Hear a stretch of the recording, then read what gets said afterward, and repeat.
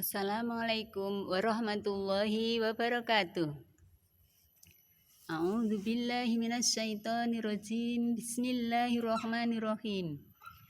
Alhamdulillahilladzi hadana li hadza wa ma kunna linahtadiya laula an hadanallah. Asyhadu an la ilaha illallah wa asyhadu anna Muhammadan abduhu wa rasuluh.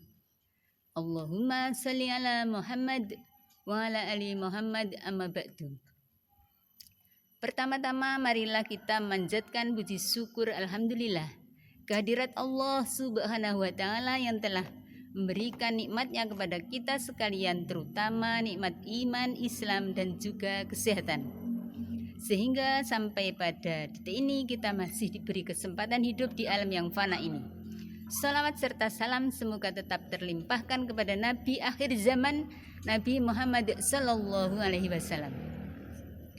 Ibu-ibu yang berbahagia, di sini saya akan berikan sedikit penjelasan kembali mengenai Qardun Hasan.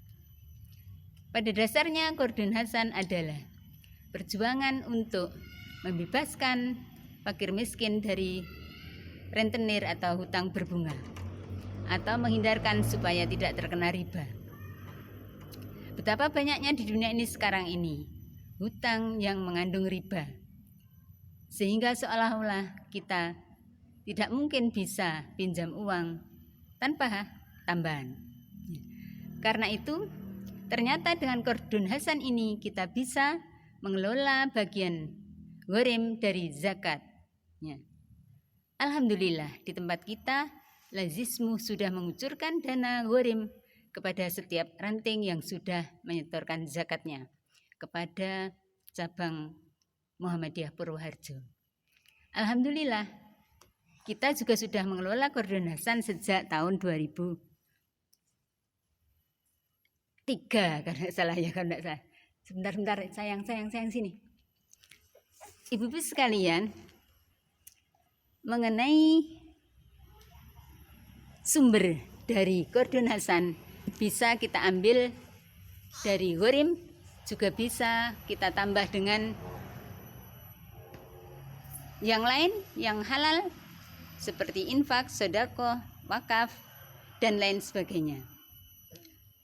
Oleh karena itu kita berharap tidak mungkin bisa habis Qardun Hasan ini selama tidak ada terjadi sesuatu atau bencana atau apapun juga yang menyebabkan lenyapnya Qardun Hasan. Sebenarnya ibu sekalian, zakat kita berharap nantinya bisa dikelola dengan sebaik-baiknya, sehingga zakat itu sebenarnya kadang tidak ada 8 asnaf ibu sekalian, karena ternyata ada yang tidak ada di tempat kita, seperti misalnya memerdekakan budak. Itu tidak ada. Budak di tempat kita sudah tidak ada lagi.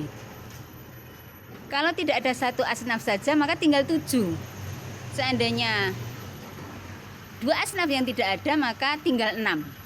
Jadi dari 6 asnaf itu bisa mendapatkan lebih banyak daripada yang 8 asnaf.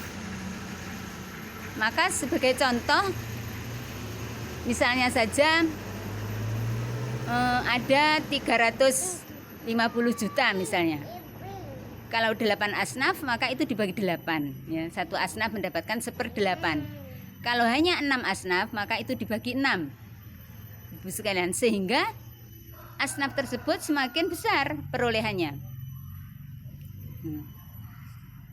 Kemudian kalau sudah benar-benar bagus, maka amil itu mendapatkan 1/8 dari asnaf tersebut. Kalau 8 asnaf, kalau 6 asnaf mendapatkan 1/6. Maka besar, kemungkinan besar mendapatkan besar. Makanya pada zaman Rasulullah, orang-orang yang kaya yang menerima bagian amil, itu mereka tidak menerimanya tetapi diterimanya, tetapi dikembalikan lagi untuk bagian fakir miskin yang masih sangat membutuhkan ya.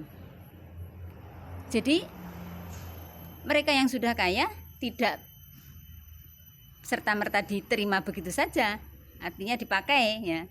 Tetapi bagi orang-orang yang masih sangat membutuhkan, mereka terima tidak masalah. Mereka untuk modal, mereka untuk kepentingan mereka yang masih sangat membutuhkan. Ibu-ibu sekalian yang berbahagia, insya Allah mudah-mudahan ya kita semakin maju dan semakin berkembang. Untuk saat ini kita harus bersabar.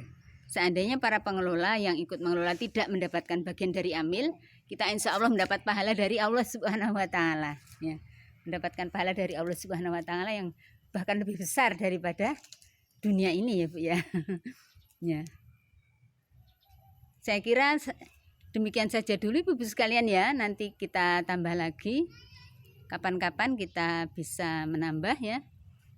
Kemudian yang terakhir, mari kita berdoa saja kepada Allah. Mudah-mudahan apa yang kita perjuangkan ini mendapatkan ridho dari Allah dan semakin maju, semakin memberkahi. Amin ya robbal alamin. Billahi taufik wal hidayah. Wassalamualaikum warahmatullahi wabarakatuh.